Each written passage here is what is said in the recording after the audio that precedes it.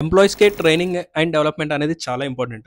వాళ్ళు మార్కెట్‌లో ఏం జరుగుతుందనేది వాళ్ళు ఎంత ట్రైన్డ్‌గా ఉంటే మనకంత హెల్ప్‌ఫుల్ అవుద్దనమాట. సో, మన ఎంప్లాయీస్‌ని ట్రైన్డ్‌గా ఉంచాలంటే మనం మెయిన్‌గా ఏం చేయాలి అంటే, ఏదైతే లేటెస్ట్ టెక్నాలజీ అనేది ఉంటదో వాళ్ళకి దాని మీద ట్రైనింగ్ గాని, కాన్ఫరెన్స్‌లు, వర్క్‌షాప్స్ ఇవైతే ఉంటాయో అవన్నీ కూడా వాళ్ళకి కండక్ట్ చేస్తూ ఉండాలి. అండ్ సెకండ్ థింగ్ వచ్చేసి మన బిజినెస్‌లో మెంటర్‌షిప్ అనేది ఇంప్లిమెంట్ చేయాలనమాట.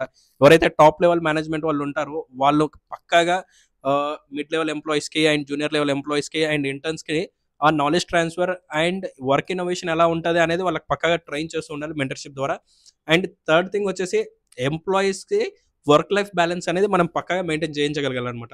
సో, ఎంప్లాయీని మనం ఎప్పుడూ గూడా వర్క్ మీద ప్రెజర్స్ చేయకుండా, ఎంప్లాయీస్‌ని ఎప్పుడు గూడా వర్క్ మీద ప్రెషర్ చేయకుండా వాళ్ళ యొక్క పర్సనల్ లైఫ్‌ని కూడా మనం కంట్రోలబిలిటీ తీసుకొని అంటే వాళ్ళకి మనం ఉన్నాము అనే ఒక ధీమా వాళ్ళకిచ్చామంటే వాళ్ళు చాలా ఈజీగా మనకు వర్క్ చేస్తూ ఉంటారనమాట.